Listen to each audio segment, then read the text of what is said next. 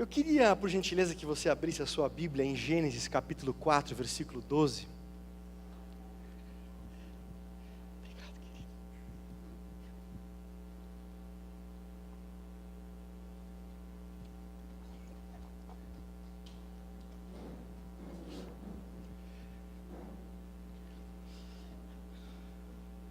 A primeira palavra do ano, eu gostaria de fazer um contraste entre dois estilos de vida, entre duas formas de viver, entre duas formas de viver essa jornada chamada vida, esta viagem, esta peregrinação.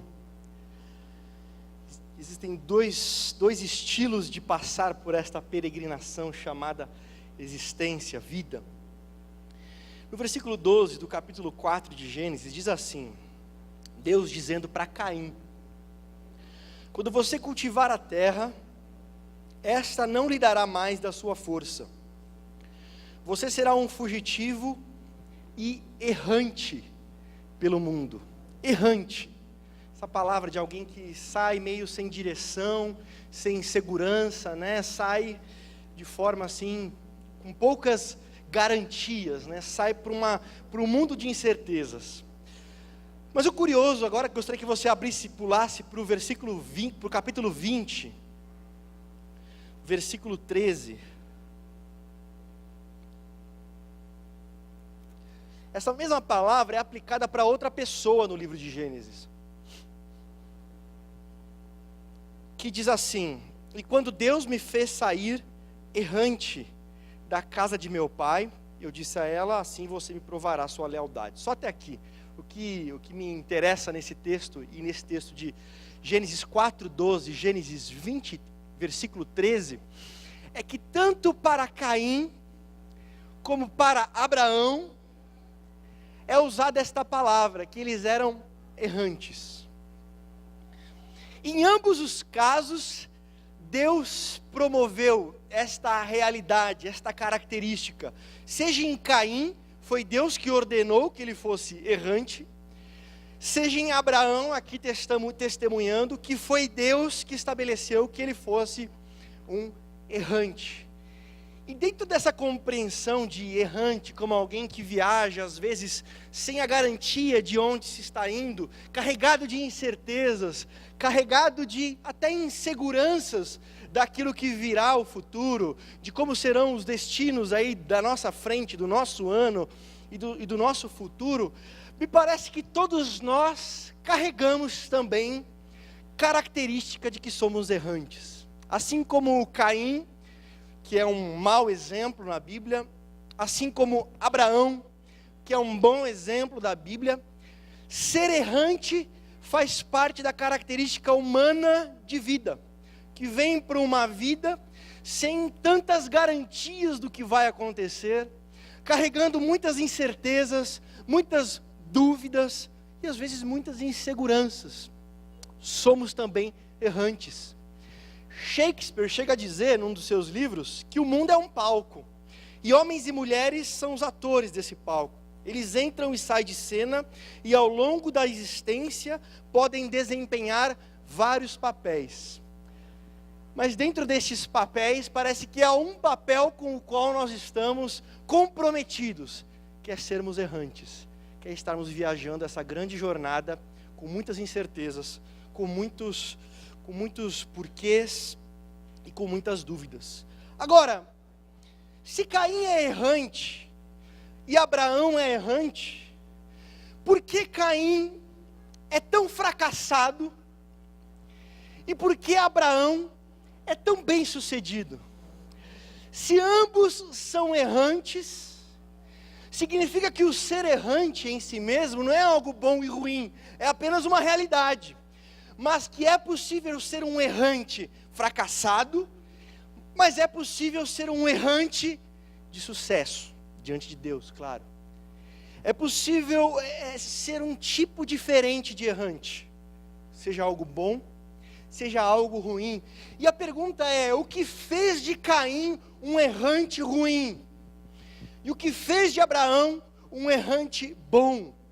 O que fez de Caim um errante fracassado? O que fez de Abraão um errante bem-sucedido? Sem dúvidas, quando nós contrastamos esses dois tipos de errantes, algumas coisas se tornam patentes e saltam no livro de Gênesis.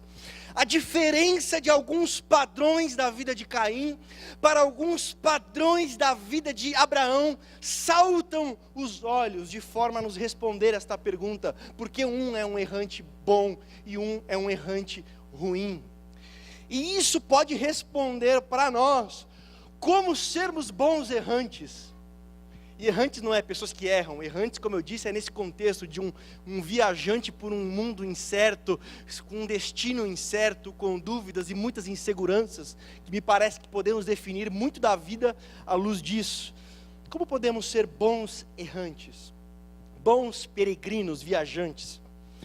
O primeiro contraste que a Bíblia vai escancarar aos nossos olhos da realidade de Caim, é o fato de Deus não ter aceitado o seu sacrifício, quando ele ofereceu ali o fruto da terra, e em relação a Abel, que ofereceu ali o fruto do seu rebanho, o melhor do rebanho, a parte gorda, né, que diz a parte mais preciosa do seu rebanho, e Deus aceitou. Já em Caim a Bíblia diz, ele pegou uns frutos e vegetais lá e ofereceu. O enfoque do texto não é que Deus gosta de carne, de churrasco, e não é chegado num vegetal. Até porque quando você vai para o livro de Levíticos, você tem aquela famosa oferta de manjares. Oferta de manjares é oferta de cereais. Não é oferta de animal. Então o que está em pauta nesse texto, e na rejeição de Deus ao sacrifício de Caim, e o seu aceite do sacrifício de Abel, não é o tipo de alimento, mas é a postura do culto. É a postura do sacrifício. O texto deixa claro que Caim está tratando Deus como qualquer um. Tá, uns frutos aqui, deixa eu ver aqui, tá aí. E Abel não, Abel fala, é para Deus, então o que eu tenho de melhor? O que eu tenho de melhor em tudo aquilo que Deus me deu para devolver a Ele? Caim não tem essa postura. Caim é um lavrador da terra, que prioriza a terra, mas ele não está nem aí para Deus, para falar de forma aberta. Não está nem aí. O que vale é a terra, o que vale é ele mesmo, e ele trata Deus como um qualquer. E por isso o seu sacrifício, o seu culto é rejeitado. É interessante no texto como ele fica enfurecido. A Bíblia diz que o seu semblante caiu, porque uma pessoa que está mal com Deus, uma das características dela é estar sempre enfurecida, é estar sempre com a cara pesada, com a cara amarga, azeda. E assim Caim vai refletir a sua vida, o seu relacionamento ruim com Deus, por esse enfurecimento, por esse rosto ruim. Caim trata Deus como qualquer um. E quando a gente compara isso com Abraão, é tão diferente. Você vê Caim conversando com Deus, você fala, o que esse cara pensa que está falando? Deus pergunta, cadê o seu irmão? Que ele havia assassinado depois. Eu sou guardião do meu irmão? Sei lá, você está falando com quem? Está se dirigindo a quem? Está prestando contas a quem? Você está falando com Deus, Caim? Você está tratando Deus como se ele fosse qualquer um. Abraão trata Deus como qualquer um. E quantas vezes na nossa peregrinação nós passamos a tratar Deus como qualquer um. Deus é mais um ponto da minha vida. Deus é mais um traço da minha agenda. Deus é mais um tópico da minha existência, mas dentre outros, mas é a mesma coisa. Às vezes nós tratamos melhor um político, uma pessoa que nós gostamos, é muito bom que se trate bem. Temos mais respeito a seres humanos do que a Deus. Tem pessoas que às vezes têm mais consideração por mim do que por Deus, pelas atitudes. Caim representa isso. E esse perfil de Caim vai correr por toda a Bíblia. Quando você pega aqui Caim, que é o primeiro culto que você percebe na Bíblia, Caim está oferecendo qualquer coisa para Deus. Quando você termina a antiga aliança no livro de Malaquias, qual que é o problema? Um dos primeiros que aparece no capítulo 1 de Malaquias. Vocês estão oferecendo para Deus animal cego. Né? Deixa eu ver o que eu vou sacrificar para Deus. Qual que está zoado aí e tal? E oferece o pior. E aqui eu não estou falando de dinheiro, não estou focando essa parte patrimonial, estou focando toda a nossa existência, toda a nossa vida, como muitas vezes nós criamos um padrão para nós em que Deus é simplesmente mais um. Ele não é o eixo, Ele não é a essência, Ele não é a medida de todas as coisas da nossa vida. E quando nós olhamos para Abraão, é isso que Abraão tem, que Caim não tem. Abraão tem uma altíssima consideração por Deus. Deus faz parte de tudo. Deus faz parte das decisões de sair de casa e ir para uma terra que ele não conhece. E Deus faz parte da decisão de ser capaz de oferecer até o próprio filho, se Deus assim o quisesse. É muito interessante quando você lê o livro de Gênesis, a história de Abraão. Todo lugar que Abraão vai, diz a Bíblia que ele chegou em um lugar chamado Siquém e fez um altar de sacrifícios ao Senhor. Aí ele foi para Betel e Ai, um lugar entre Betel e Ai, fez um altar de sacrifícios ao Senhor. Depois ele foi para um outro lugar chamado Hebrom, fez um lugar de sacrifício por Senhor, reconhecendo Deus em todos os momentos. Deus está sempre presente. Deus não é como um a mais na vida de Abraão. Deus é Deus. Enquanto Caim trata Deus como qualquer um, Abraão trata Deus como Deus. E é por isso que quando ele vai interceder a Deus pela cidade de Sodoma e Gomorra, por causa do seu sobrinho Ló, você percebe como Abraão fala com Deus. Deus, eu sei que eu já falei demais, me perdoa, eu já estou me alongando demais, eu sei, mas deixa eu pedir mais uma coisa. Aí Deus concede. Deus, eu sei que eu estou exagerando, eu sou pó, eu sou cinza, eu não sou nada e tal, mas Deus, e se tiverem 30? E ele vai ali tratando Deus como Deus, totalmente diferente de Caim. Caim é um errante que trata Deus como qualquer um. Abraão é um errante, mas que trata Deus como Deus. Isso muda tudo na vida de uma pessoa. Nós percebemos, é interessante, tem uma história judaica que dá uma fantasiada no texto de Abraão e Isaac, quando Abraão leva o seu filho Isaac ao Monte Moriá para ser sacrificado. O texto bíblico, que é o que realmente vale, não mostra nenhum diálogo entre eles. Uma história judaica resolveu florear. Então isso aqui não é Bíblia agora, tá? Isso aqui é uma história judaica. Ela conjectura que Isaac olhou para o pai Abraão e disse: pai, mas por que o senhor vai me sacrificar? E que Abraão olhou e disse: porque Deus pediu. E Isaac responde para o pai assim: mas pai, não há nada que esse Deus peça para você que você possa se negar a fazer? E Abraão responde: não há nada, filho. Não há nada que Deus me peça que eu possa me negar a fazer. A gente conhece o fim da história, é muito bom, né? Que não era esse o objetivo.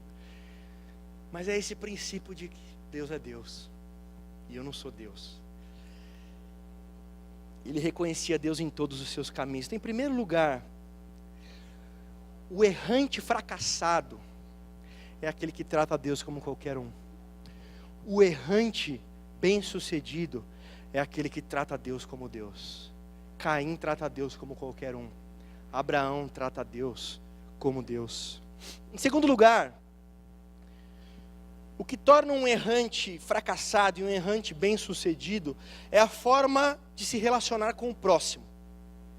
Se em primeiro lugar o fracasso veio na forma de se relacionar com Deus, o fracasso também pode vir na forma de se relacionar com o próximo.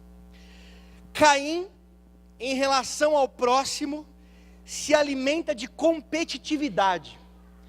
Abraão se alimenta de outro princípio que nós veremos já já. Mas Caim olha para Abel, seu irmão, como um concorrente. Olha para o seu irmão como um rival. Olha para alguém, para Abel como alguém com quem ele está competindo a aceitação de Deus, a aprovação, algo bem adolescente. E é consumido por inveja.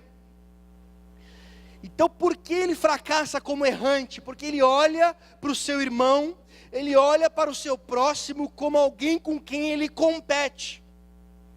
E isso enche o coração de uma pessoa de inveja, esse desgosto com o sucesso do outro, esse incômodo com a beleza do outro, esse desprazer com a popularidade do outro, um mal-estar com a posse dos outros, um peso no coração quando o outro tem um desempenho melhor que o nosso, uma dor quando o outro alcança o que eu gostaria de ter alcançado, um embrulho quando a superioridade de alguém mostra uma falha que eu tenho, um ressentimento quando o outro recebe um destaque que eu gostaria de ter recebido, uma dificuldade de lidar com a inteligência, com a prosperidade, com a beleza alheia.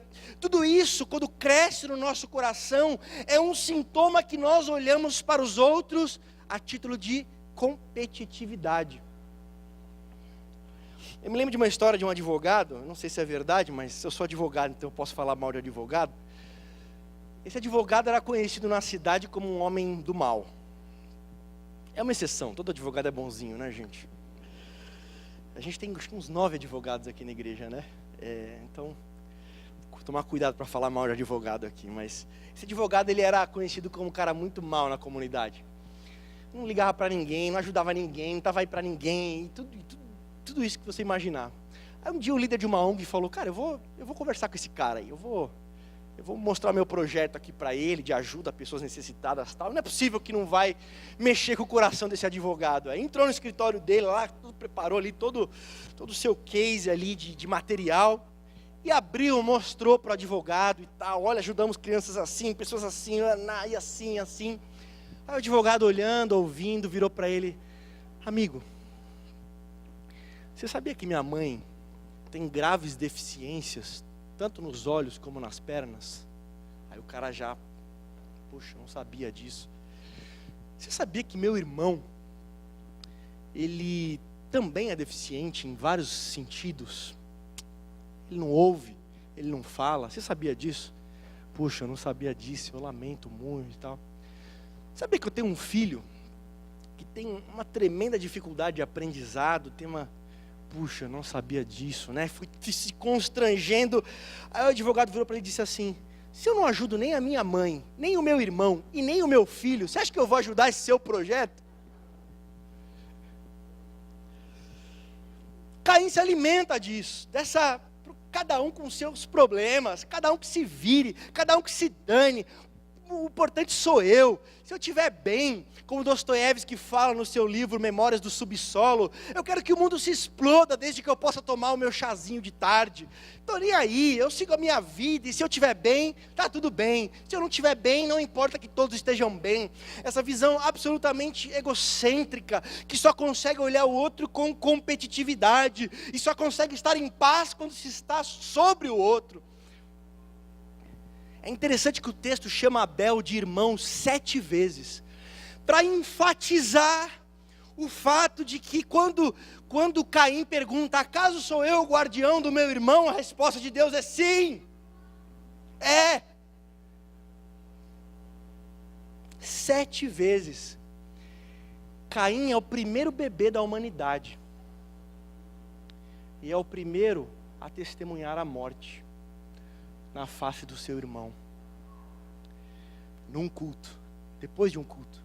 Quando você sair daqui hoje, toma cuidado, viu? Tamanha deturpação que ele tinha nos seus olhos em relação ao seu irmão, tamanha inveja que ele carregava por esse espírito de competitividade, que ele foi o primeiro a testemunhar a morte. Abel vai ser o primeiro corpo a voltar ao pó, embora a primeira alma a entrar no céu. Existia um rei, essa é uma parábola judaica também, um rei que queria conciliar 2 pessoas que só brigavam. O pau quebrava, 2 pessoas brigando. E um rei falou, puxa, como é que eu resolvo essa teia de aranha, né? Aí o rei falou, já sei, chamou os 2, falou, olha, eu queria presentear vocês. Queria dar um presente a vocês. Todo mundo fica feliz, né? Presente e tal. Vocês podem escolher o presente que vocês quiserem. Qualquer um. Qualquer presente. Aquele que primeiro escolher o presente vai receber um presente. E o outro vai receber em dobro. O que ele pensou, o rei, na sua santa ignorância? Um vai receber um presente do nada, vai ficar super feliz, e vai ter alimentado no seu coração o prazer de ver o outro recebendo o fruto do seu pedido. Ou seja, a ideia era boa no papel. Silêncio na sala. Ninguém queria pedir primeiro, porque o outro ia receber mais. Puxa, se eu pedir $1 milhão, ele recebe $2 milhões. Eu não posso. Se eu pedir um carro, ele recebe 2. Se eu pedir uma casa, o outro recebe 2. Isso não pode acontecer. Aí um deles falou, já sei o que eu quero. Eu quero que o senhor fure meu olho direito, para garantir que o outro teria os seus 2 olhos perfurados. Esse olhar mesquinho, miserável, que muitas vezes nós temos de competitividade, que nos leva a uma inveja desmedida. Olha que bonito isso. Quando você vai para Israel, e um pai tem filhos, o pai diz assim, eu abençoo vocês com a bênção de Efraim e Manassés. Por que isso?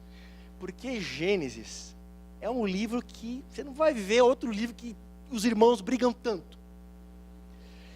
Caim e Abel tem problema. Ismael e Isaac tem problema. Jacó e Esaú tem problema. José e seus irmãos têm problema. Aí chega Manassés e Efraim, a Bíblia não apresenta nenhum problema entre eles. Então a bênção é que haja afeto entre vocês, que vocês estejam juntos, que vocês sejam parceiros. É essa a ideia de ministrar, vê-los como aliados, como amigos. Vocês têm que se ver como cúmplices, e é isso que Abraão tinha. Totalmente diferente de Caim, que era um errante fracassado. Abraão era um errante bem-sucedido, porque ele não via o seu irmão e o seu próximo como concorrentes, como alguém de competitividade. Abraão via sob o princípio da cooperação. O irmão de Abraão, Arã, morreu logo e deixou um sobrinho chamado Ló. Pensa um cara que foi bem cuidado por Abraão, foi Ló, seu sobrinho, filho do seu irmão.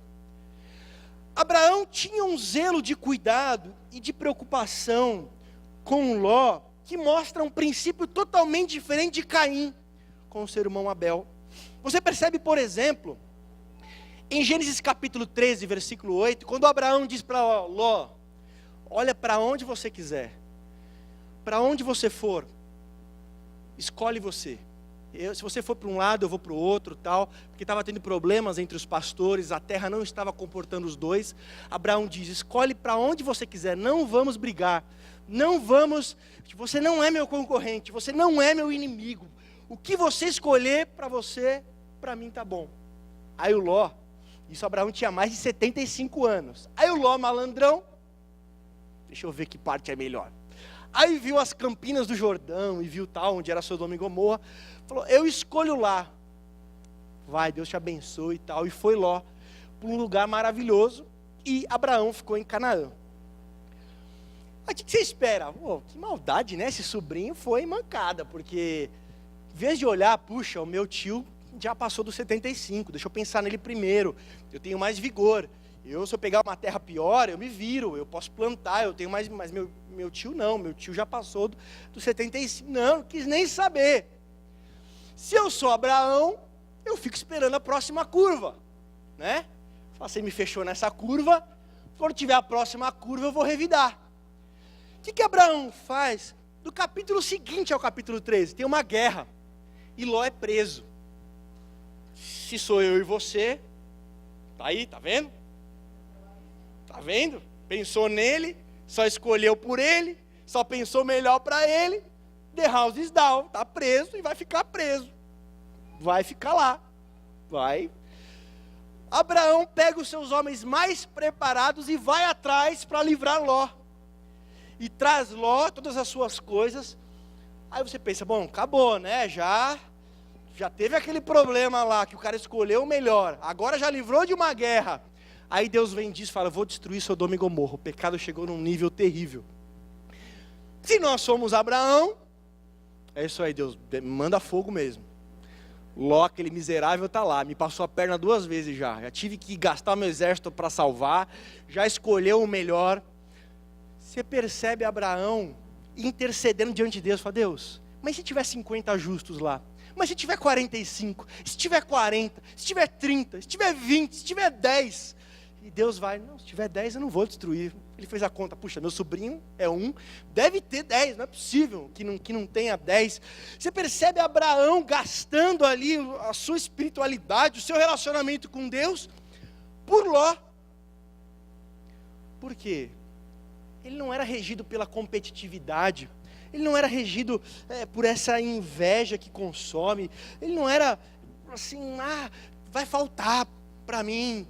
Não, eu ando com Deus, eu tenho a voz de Deus, eu tenho a bênção de Deus, eu não vou ficar entrando em bola dividida com coisa que não vale a pena. Abraão era tranquilo, e pelo contrário, ele sim respondeu, sou eu o guardião do meu irmão? Abraão respondeu, sim, sou o guardião do meu irmão, e meu irmão morreu, então sou o guardião do meu sobrinho. E tem esse compromisso. Então, em primeiro lugar, no relacionamento com Deus, essas duas personagens do livro de Gênesis que são chamadas de errantes, um é um errante fracassado, e o outro é errante bem-sucedido. Caim é um errante fracassado, porque em relação a Deus, ele trata a Deus como qualquer um. Em relação ao próximo, ele trata o próximo com competitividade e inveja. Abraão, que também é chamado de errante, é um errante bem-sucedido, porque trata a Deus como Deus, e trata o próximo como um irmão. Em terceiro lugar, em relação a si mesmo, Caim vê a si mesmo como vítima. Quando você lê o texto, capítulo 4 de Gênesis, você pode ler depois. Quando Deus chega para falar, cadê o seu irmão? Eu não sei onde está meu irmão e tal. Deus falou, você matou o seu irmão. Pois é, agora o seu juízo é esse. Vai acontecer isso, isso, isso com você. O que Caim faz? Olha o que ele diz. O meu castigo é maior do que eu possa suportar. Porque se alguém me vir, vai querer me matar. Porque foi muito pesado, Senhor, a pena foi mais alta do que o crime. Então vão querer me matar. Olha, o assassino agora com medinho de ser assassinado, né? O assassino do irmão agora está com medo de ser assassinado. Ele não pensou no medo que o seu irmão pudesse ter assassinado, mas ele olha tudo sob a sua ótica. O meu castigo é muito alto. As pessoas vão me matar. Você está pensando nele. Está olhando, é pesado demais. As coisas, é uma ética de ressentimento. É uma época de vitimismo. E olha que interessante o que ele não percebe. Deus procura Caim 4 vezes no texto. Deus está dando chance para Caim, chance para Caim, chance para Caim. Deus coloca em Caim uma marca de proteção, que nós não sabemos qual é, mas para que ninguém assassinasse Caim. Ou seja, ele recebeu muita graça de Deus, ele recebeu muita bondade de Deus, mas ele não consegue ver, ele só consegue ver que ele é uma vítima. A própria colheita que ele tinha da terra, como lavrador que era, o fruto, a sua plantação que crescia, era fruto da bênção de Deus sobre ele. Nada disso Caim consegue ver. Não consegue ver a graça de Deus, a bondade de Deus, a provisão de Deus. Ele consegue ver que ele é um coitado, porque Deus colocou algo na vida dele que é muito pesado, porque ele não merecia. Olha o que um autor diz. Caim jamais poderia vaguear longe o bastante dos cuidados de Deus. Mesmo Caim sendo Caim, para onde ele foi acompanhado por uma marca de proteção de Deus. Mesmo o mala do Caim. Abraão não. Abraão é alguém cheio de gratidão. Em Abraão você quase não encontra murmuração, alguém que está sempre devolvendo o melhor para Deus, e isso é um sinal de alguém que é grato. Então, enquanto Caim se vê como vítima, e isso o enche de ressentimento, Abraão se vê como um agraciado. Aquilo que ele recebe de Deus é um presente, que ele não merece, que ele é pó, que ele é cinza, e que por isso ele é grato, por isso que ele estabelece altares de sacrifício, gratidão a Deus aonde ele vai. Tem uma outra história judaica, que também não está na Bíblia, mas é interessante para ilustrar isso, que diz que Abraão sempre recebia muito bem os seus convidados, né? Isso a gente sabe pela Bíblia, ele era um ótimo anfitrião. Ele recebia as pessoas e fornecia o melhor. Essa história diz que Abraão tinha o costume de sempre quando acabava a refeição, ele falava: agora amigos, vamos agradecer a Deus por essa refeição tão maravilhosa. Quando as pessoas concordavam em agradecer, terminava o agradecimento, elas iam embora. Mas se alguém que foi recebido por Abraão, comesse com Abraão e tudo mais, se recusasse a agradecer a Deus pela refeição, ele mandava a Sara trazer a conta. Falou: agora vocês vão pagar então pelo que vocês comeram. Se vocês não são capazes de agradecer a Deus, vocês vão ter que pagar pelo que vocês comeram. Samuel, não está na Bíblia essa história? Não, não está. É um escrito judaico. Os judeus gostam muito de escrever e florear as histórias bíblicas, mas trata do princípio de gratidão a cada refeição, a cada dia. Uma das grandes preocupações de Deus, quando o povo entrou na terra prometida, depois você pode ler Deuteronômio capítulo 8, Deus diz assim: olha, quando vocês entrarem na terra, e vocês tiverem o que comer, o que beber, e os campos frutificarem, os currais estiverem cheios, vocês estiverem em boa condição, que jamais aconteça de vocês dizerem: foi a minha mão e o meu braço que conquistou todas estas coisas, e assim se esqueçam do Senhor. Ao invés disso, digam: foi o Senhor que me deu vida e me deu força para eu conquistar tudo aquilo que eu pude conquistar. Abraão era assim. Abraão tinha esse senso de ser agraciado por Deus, um espírito de gratidão. Caim não. Caim se acha vítima. Caim está sempre ressentido. Caim sempre acha que só está chovendo ouro na cabeça de todo mundo e está caindo pedra na minha. Caim vive sob esse princípio. Por isso seu semblante está enraivecido. Por isso a Bíblia diz que o seu rosto está caído. No original a palavra é um rosto no chão, um rosto caído. Então, o que salta aos nossos olhos de características em relação a esses dois errantes é que um deles trata a Deus como qualquer um, trata o próximo com rivalidade e competitividade, e trata a si mesmo como vítima, e por isso vive ressentido. Abraão trata a Deus como Deus, trata o próximo como um irmão, e trata a si mesmo como um agraciado, e vive em gratidão. Para finalizar, qual que é o resultado de uma vida, de um errante que vive como Caim e de um errante que vive como Abraão? Em primeiro lugar, você percebe pela vocação deles. Samuel, eu dormi até agora, preste atenção a partir de agora, já é a reta final da palavra. Caim era lavrador da terra. E ele perdeu a terra que lavrava. Deus vai dizer: Caim, você agora, a terra é maldita por sua causa, você não vai mais colher dela. Ou seja, Caim, aquilo ao que você se apegou como mais importante da sua vida, que era a terra, que era o fruto do seu trabalho, ao ponto de me tratar como um qualquer um, mas a terra ocupava um primeiro lugar no seu coração, você vai perder, Caim. Você vai perder a sua vocação. Sua vocação de lavrador, quando colocada em primeiro lugar, será perdida. Ele se apega à terra, e por se apegar à terra, ele fica sem ela.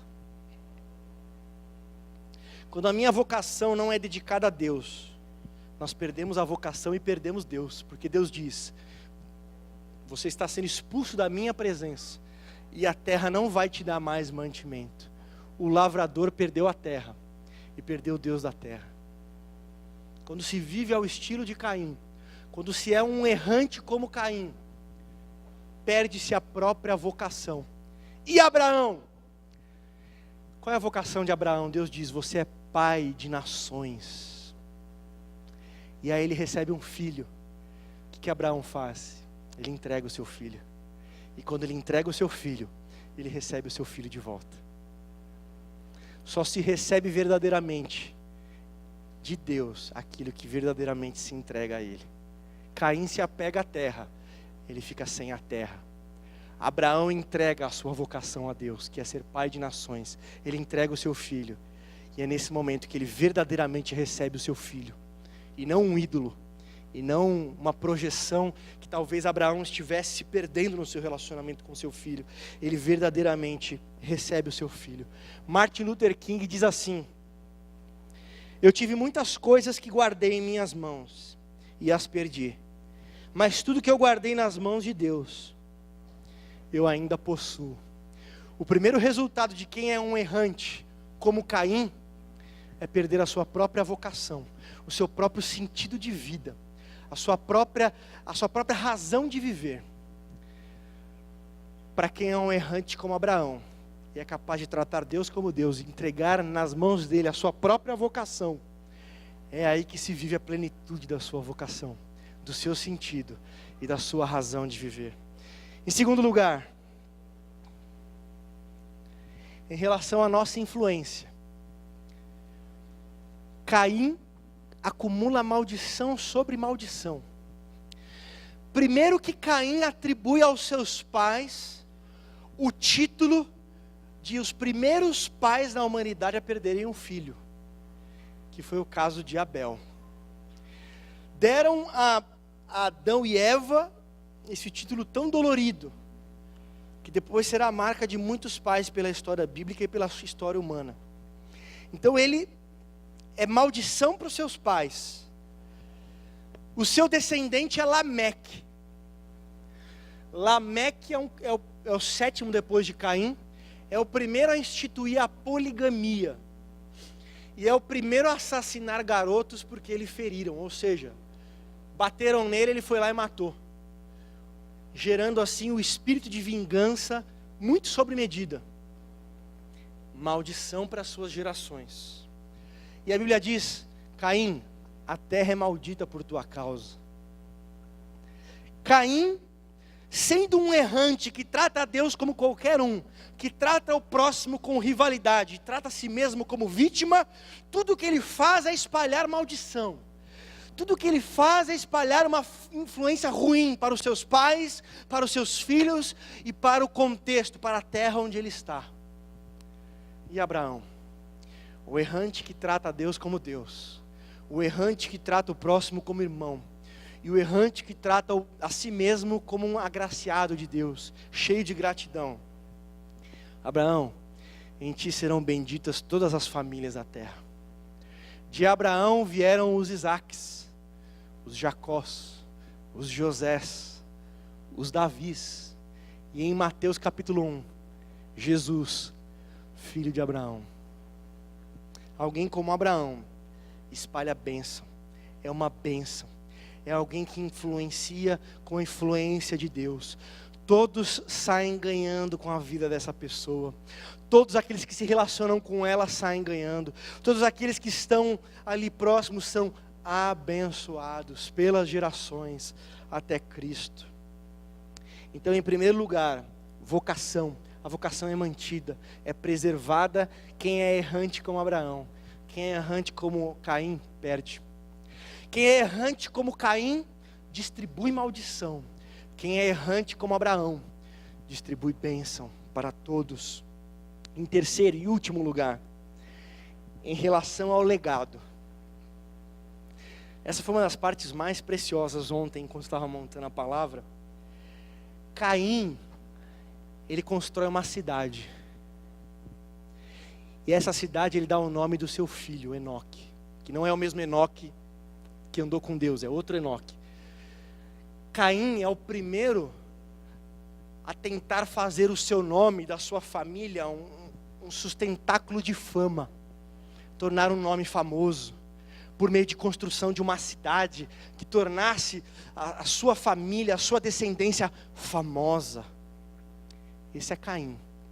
Caim é o primeiro embrião da Torre de Babel, que depois será, nos capítulos seguintes, mais capítulos à frente, aquela construção da Torre de Babel. E qual é o objetivo? Para que o nosso nome seja famoso. Aí quando você pega Abraão, capítulo 12 vai dizer assim, Deus vai dizer a Abraão: Abraão, eu farei o teu nome famoso. Abraão não busca a fama que vem das grandes realizações. Abraão busca a fama que vem de Deus. e recebe só de Deus. E por isso até hoje Abraão é famoso. E eu tenho certeza que você não conhece ninguém chamado Caim. Em nenhum momento eu já conheci alguém chamado Caim. Mas eu conheço várias pessoas que são chamadas de Abraão. E há 3 povos, cristãos, judeus e árabes, que têm como uma grande referência da sua história o pai Abraão. Por quê? É uma fama que veio de Deus. Abraão, eu farei o teu nome famoso. Em Gênesis 12, entre as promessas. Caim é aquele que busca ser famoso por meio de grandes construções que perpetuem o seu nome na história. Abraão não construiu cidade nenhuma. Abraão não trabalhou para fazer o seu nome famoso. E é justamente quem tem um nome famoso.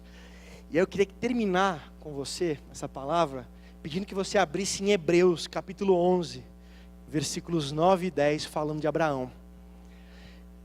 Enquanto Caim se propõe a construir uma cidade, colocando o nome do seu filho para perpetuar a fama de sua família, Abraão é o homem que não constrói nada, mas na verdade constrói tudo. Vamos ler juntos. Diz assim: pela fé, falando de Abraão, né? Habitou na terra da promessa, como em terra alheia, errante, morando em cabanas com Isaque e Jacó, herdeiros com ele da mesma promessa. Agora vai. Porque esperava a cidade que tem fundamentos, da qual o artífice e construtor é Deus. Enquanto Caim, com as suas mãos, construíam cidades, e construiu a cidade colocando o nome do seu filho para perpetuar a sua fama, Abraão não construiu nada. Ele sendo arquiteto, mas a sua fé era num Deus que estava construindo um nome para ele, uma cidade para ele, da qual o artífice, o arquiteto, o projetista é o próprio Deus. E se é Deus, permanece. E se é Deus, continua. Se é Deus, ela é eterna. Você pode se colocar de pé? Começamos uma grande jornada 2019, como errantes, viajantes, peregrinos. A pergunta é: que errantes nós seremos? Seremos o errante Caim, que trata Deus como qualquer um, que trata o próximo com concorrência, competitividade e inveja, que trata a si mesmo como uma vítima ressentida? Ou seremos errantes como Abraão, tratam Deus como Deus, tratam o próximo como irmão, trata a si mesmo como agraciado, em gratidão a Deus? A consequência disso vai ser vista na nossa vocação. Muitos de nós podemos perder a nossa vocação se fizermos dela um ídolo. Mas se formos como Abraão, colocarmos inclusive todas as nossas vocações na mão de Deus, é assim que receberemos verdadeiramente a nossa vocação. Tudo aquilo que seguramos nas nossas mãos, perdemos. Tudo aquilo que entregamos, verdadeiramente recebemos. Será que teremos o resultado de influência de Caim? Maldição para aqueles que nos cercam, desgosto, perda. E fazemos para os outros nos suportar uma tarefa de um Hércules? Ou não? Somos errantes como Abraão, somos bênção, somos bênção. Quem se envolve com nós de alguma forma recebe do perfume de Cristo. Em último lugar, o nosso nome é famoso para quem? Aquilo que nós estamos construindo. Quem é o arquiteto? Caim era seu próprio arquiteto. Arquiteto do seu próprio nome, da sua família. Arquiteto das suas próprias construções. E por isso ele passou. A cidade que ele construiu passou. Abraão, pela fé na promessa, tinha um outro arquiteto, que construiu uma outra cidade. E é de quem Abraão recebia o nome famoso, e das mãos de Deus. Feche seus olhos, vamos orar. para que nosso ano de 2019, nós sejamos errantes, porque isso é algo que não dá para mudar, mas que sejamos errantes conforme Abraão, e jamais errantes conforme Caim. Nosso Deus, Deus da caminhada, Deus da nossa jornada, Emanuel, Deus que é presente, presente no tempo e no espaço da nossa vida, presente hoje, neste ano que se inicia, presente em todos os lugares que nós estamos. Deus que é Deus da nossa jornada, Deus da nossa peregrinação, Deus da nossa errância, do nosso caminho, nós queremos te tratar como Deus. Nosso Pai eterno, que jamais nós te tratemos como qualquer um. Se tivermos que errar, Senhor, que às vezes possamos tratar a nós mesmos como qualquer um. E ainda que isso fosse errado, não chegaria perto do erro, que é te tratar como qualquer um, ó Deus. Ajuda-nos no nosso dia a dia, na nossa vida, no nosso tempo, nos nossos recursos, a te considerar em todas as coisas, ó Deus. Seja o eixo da nossa vida, a essência, o norte, seja tudo em todas as coisas do nosso ser. Não seja apenas um tema da nossa pauta, não seja apenas 2 horas da nossa agenda, seja tudo, seja o nosso tudo. Livra-nos do caminho de Caim, que o trata como qualquer um, e dá a nós o senso de Abraão, que o trata como Deus. Ajuda-nos esse ano a olhar para o nosso próximo com menos competitividade, com menos concorrência, com menos inveja. Que nós entremos em menos bolas divididas. Como Abraão, nós aprendamos a abrir mão muitas vezes, a deixar para lá muitas vezes, a deixar que o outro escolha primeiro e seguir em frente, sabendo que é o Senhor que nos abençoa. Que onde nós estejamos, é a tua bênção que enriquece e não acrescenta dores. Que sejamos como Abraão, que ao olhar para a nossa vida, nós fujamos do caminho de Caim, de sempre se ver como vítima, e sempre focar naquilo que nos falta, ou sempre achar que não temos tudo o que merecíamos, Senhor. Ajuda-nos a nos ver como Abraão, que via tudo como graça, como bênção de alguém que não merece, mas tem as mãos abertas para receber de Deus, como um agraciado. E que nosso coração se encha de gratidão para esse ano que se inicia, Senhor. Que as nossas palavras, se fossem colocadas numa balança, que as balanças das palavras de gratidão possam ser muito mais pesadas do que as palavras de murmuração. E que no final das contas, nesse nosso ano, seja um culto de gratidão a Ti, Senhor. Para que assim a nossa vocação seja mantida, como foi em Abraão. Porque te entregamos aquilo que o Senhor nos dá. E assim mantemos aquilo que o Senhor nos deu. E não como Caim, que por se apegar com unhas e dentes à sua vocação, a perdeu. Ficou sem a terra. Senhor, nós queremos que a nossa influência seja uma influência de bênção onde estivermos. Assim como Abraão, que foi bênção para os seus e foi bênção pelas gerações. Livra-nos do caminho de Caim.